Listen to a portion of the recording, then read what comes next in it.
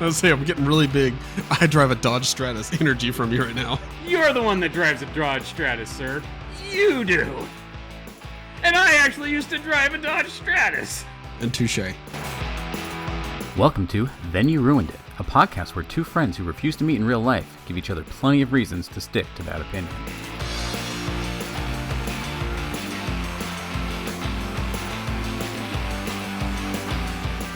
We had a birthday party, and we got a bounce house from the same people we've gotten a bounce house from a couple of times before. They are wonderful. They show up on time or early, set everything up, and say, all right, you're good to go. Hook up a hose to this if you want it to be wet and wild fun, and we'll be back to pick it up when you scheduled us to be back to pick it up. Awesome. This time, I ordered an add-on. Ooh. They have items that you can add to your party to make it even more fun. I thought, why not add a cotton candy machine? Now we're talking. The kids will love that. And I've seen cotton candy machines run before. I have no idea how it works, but I've seen them done. I don't know what I thought, but I guess I assumed somehow this machine is just going to, it'll do it for me. Like it's a Ronco thing. Set it and forget it. Exactly. But no, he had to describe how to work it for me and show me so it comes with a giant carton of sugar mix that is what makes the cotton candy. It basically is the cotton candy once it melts. And then I guess fluffs. I don't know exactly how it worked. I did it and I still don't even know exactly what happened. Wait. You were a fluffer? Yes. I was a strawberry fluffer. You fluffed. You were a fluffer. For an afternoon. And the best part is it was like out in the open, right next to a church. And nobody stopped me. You church fluffer. Uh-huh. So go and knock on all the doors, say you fluffed a bunch of kids. Okay. Too far. Fluffed Thank you very for much. some kids. Sorry, that's the grammatic correction there. Much worse. Thank you. So the way it works is, I'm going to speak like an expert here to somebody who's never done it before. I'll have no idea what I'm talking about, but you don't either, so who cares? So it's like a big disc, and in the middle of the disc is a little hole, and in that hole is where you put the mix. So I believe he said he was the most just lackadaisical, whatever, I don't care how you do this, describing how to do it for me before he left. And, I was like, okay, well, you trust me, so if I break your equipment, it's your fault. I'm pretty sure you signed something that said it was your fault. Yeah, I'm almost certain. So luckily I don't think I broke it. I probably gummed it up pretty good. But so you pour the stuff in the middle, and there are two switches. One switch said heat. The other switch said power. I'm like, okay. So one heats it up and one makes it do the spinning. All right. So he said, you want to heat it up. You want to heat it up for a little bit, maybe 30 seconds before you actually put the stuff in. So that way it gets melted really fast. And then when you turn it on, it spins and boom. You got cotton candy, and you can do it like this or like this. And he shows going around the outside of the bowl. This thing's, 1.5 feet wide, probably. It's not that big. And, or you can just stick it down in the middle and it'll gather there. So he goes off on his way, and the party gets underway and everybody's having a good time. And of course, 10 minutes in, kids are asking me, so when do we get cotton candy? When are we going to do the cotton candy? I'm like, okay, I got to do this. I got to try it out and see what happens because they're demanding cotton candy and we got a machine. So this has to happen. So, okay, let's figure this out. So I do as he said, and I turn it on and it's melting the stuff. I can tell eventually. And okay, now I'll turn on the machine and start spinning it up. And again, just like you see in the carnies or any of those machines, you see it start forming. Like it just starts making it like out of thin air. It almost looks like it just starts developing, and it's kind of magic. It looks like a big spider is just spinning a web in there and you can't see it, but it's happening. So I see that happening. So I stick one of the paper cones in there and just start kind of gathering around as much as I can, stirring the pot. And sure enough, it starts gathering on there and it looks really bad and it's clumped up and it falls off. So it falls off and it lands in the bottom of the machine. So I'm stabbing at it no, I can't lose that. Oh, come on. Getting it all over my hands and it was a joyful mess. So I made some passable ones for the kids and, the adults that are around as well. I'm like, hey, we got a thing that makes 60 to 70 of these things. You guys got to eat some cotton candy. So I'm handing it out to the adults. They're like, yeah, no, I had one. I'm good. Thank you. I'm like, please eat this. Meanwhile, the kids are coming over and they'll, shove one down their throat and be like, oh, I'm ready for another one. All right, ready for another one, as they're dripping wet. And it's like, oh, this is just, I don't like any of this. Go play and I'll make another one, and that will bring you Pied Piper-like over to me, and we'll give you more cotton candy. So it progressed pretty well. And I noticed there was a dad that stuck behind with his son, and another dad and his wife and daughter showed up at the end of the party to pick up their son, and they were noticing that I was doing that still over on the side, and they're just like, oh, a cotton candy machine. Oh, that's awesome.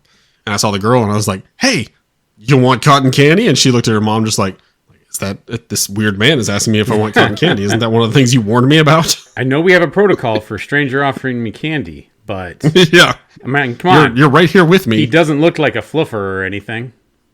Gonna Google that term, and oh God, run the other way. So I got her some cotton candy, and the husband is talking to me about it while I'm doing it, and like I'm trying to describe what I'm doing like I'm a master at it, but I'm like, I just learned this like 30 minutes ago or an hour, and I'm no better at it now than I was then. And I get some decent ones for them, and he's just like, hey, yeah, you're getting pretty good at it. I'm like, yeah, that was one of my better ones, I'll admit, but it's also funny. So the way it makes it, if you keep the thing in there, it just keeps gathering. Like until the stuff runs out, it will not stop. So the few of the first ones I made, I would start carrying it towards the children, and it would just keep going. And it's just spooling behind me, unspooling. I'm like, oh, goodness. Oh, I tear it off with my hands, and then it's drifting in the wind. I'm like, oh, man, enjoy a lot of cotton candy and catch it in the wind or whatever you can do. So that was fun. So describing it to this guy, he very much has that like attitude, that gung-ho-ness about him that sounds like, I'm going to go out and buy myself one of these when I leave. And I doubt he did. I don't think he did. But you could tell he was very intrigued. Like, I've never seen this done, and I want to do it. I didn't realize until after the fact that there's no way I would have let that man or any other man or woman touch that machine that day. And here's why. And I think you'll understand where I'm coming from. And I think anybody else listening will as well. I just learned it. And I was bad at it. Like, pretty bad. But I also felt like, it's like when you play, like virtual reality. If you've ever played that, you feel like a god. Like, whatever you're doing in the game, you're holding your shield and your sword. And you are fighting skeletons and lopping off their head and getting a perfect kill shot. I'm like, man, I must look like Hercules. I must look amazing doing this. And if you're actually on the outside looking in, you just realize, what a dork. That idiot has no idea what he looks like, and I'm taking video of it so he can see later. So that's where I was. I was the master. Like I said, when I would land a good one, I'd show everybody. Like I literally would turn around to all the adults and be like, look at this. They would clap. And then there was one time when they clapped because it looked so good. Yes, vindication. So in one of those situations, if you're doing something like that, a lot of times if people are watching, like this new guy, the husband was for me towards the end, they're getting that attitude of like, okay, I'm watching you do this. I can tell what you're doing wrong. So let me jump in there and try it. And I'm going to show you like, what you were doing wrong, and just keep doing it because I'm doing it better than you now. I'm the one. And that was not going to be me. I was not going to give up that place. I was the cotton candy maker. So again, no, like if he had asked, I'm glad he didn't. He was just wowed, and he loved that we got the cotton candy for him. He was very appreciative. But if he had asked, like, can I give it a go? I would have gone quickly from fun cotton candy maker at the party to cotton candy asshole. I'm sorry, I signed a liability thing that only I would operate it. That's definitely one of the lines that I would have used, yes. Because I was not giving up my spot. And, again, that has happened in like some regard of like, oh yeah, I'm doing pretty good at this. I feel pretty good. And somebody comes along and it's just like, oh, let me give it a go.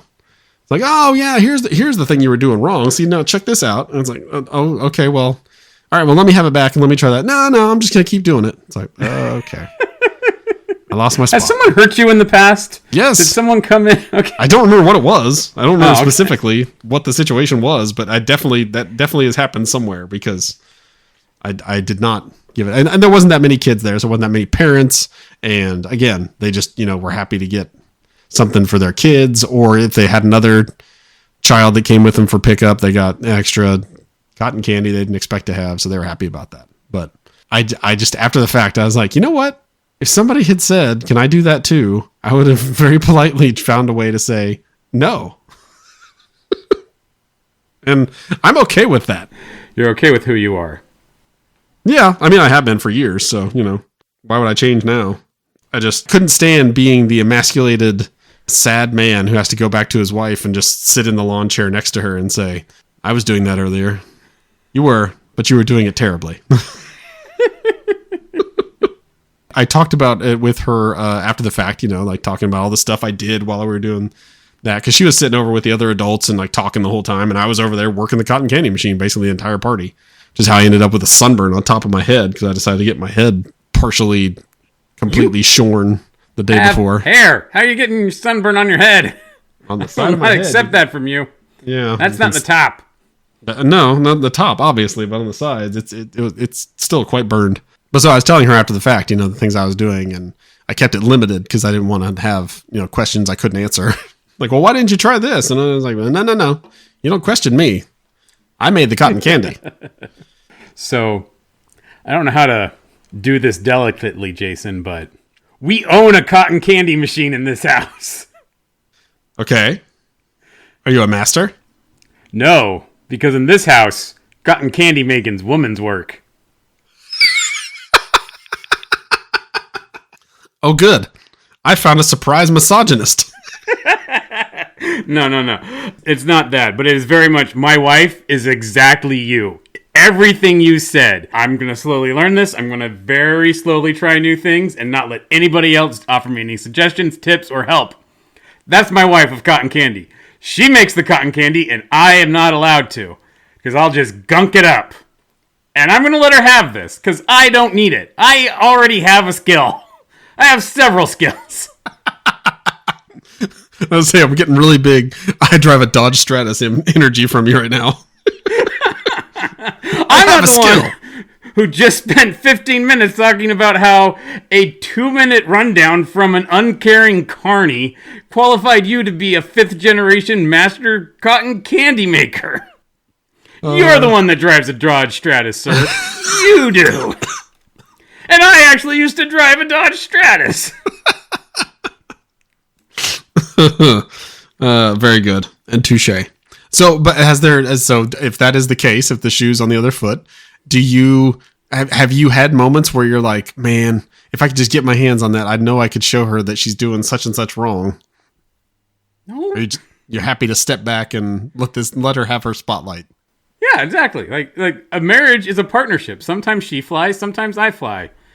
And if all she wants is cotton candy gossamer wings, I'm going to let her have those. Okay, so on a scale of like 1 to 10, 10 being the best, makes it the perfect spool every single time, and 1 being, my God, woman, what have you done to that poor paper cone? Where would you put her? Well, okay, I'm going to change the scale because I don't think you've seen how good cotton candy can be. 10 is like the cotton candy art where they make like different animals and stuff out of it. No, that doesn't count. No. That's no. Nobody does that. People that do that have gone into. It's on Instagram. It's the comparison that we all make. Just like 10 in everything in life. A 10 attractive woman, a 10 meal, a 10 vacation. It's all what you see on Instagram. So a 10 cotton candy is what I can see on Instagram. Okay, well, my 10 is going to be, yeah, that looks like good cotton candy. I'm going to take it out of the bag and eat it. Not amazing animal has been made out of this, whatever the hell this stuff is. Spun sugar. And I'm going to give her a 12 because she does very, very well, and I'm proud of her, and I love her. And she started to listen more, and I want her, after the last episode, to think I'm good. Yes, that's the downside of having your spouse actually start listening to your podcast. You have to tailor it to their likes and dislikes. Now you should go to bed, honey. It is an interesting skill. It is something that does take some talent to do. I think if you would let that gentleman step up and spin some cotton candy, he would find that it's not as easy as someone like you can make it seem sometimes. What would have been great is if I had allowed that and it had like gone, if he got like a good one and then the next one like just fell apart and he's like, oh man, that's tough. If I just laughed in his face. Like, just Arnold Suck it, Jim. Schwarzenegger not understanding the people he's around, like level of, ha! Not so easy, is it, mortal? Now step aside. Slap it out of his hand and stomp on it. The Take his life machine as or the your cotton own. candy? I don't want to hit the machine. It probably costs a lot of money. So yeah, thank you for the perfect confluence. I had no idea, no inkling that you owned one. That is never on my bingo card would have been, I'm going to bring this up because Steve owns one. It's not. It's so far afield. I was literally sitting in the dentist chair looking at your thing and talking about how happy you were you could make cotton candy. I'm like, oh, it's going to be a fun episode. Probably only the last 5 minutes, but I'm going to enjoy that 5 minutes. And enjoy it we have. Just like a good cotton candy. Thank you for joining us for another episode of Then You Ruined It. If you enjoy our flavor of nonsense, please like and subscribe wherever you found us. And please share with your friends and cooler family members.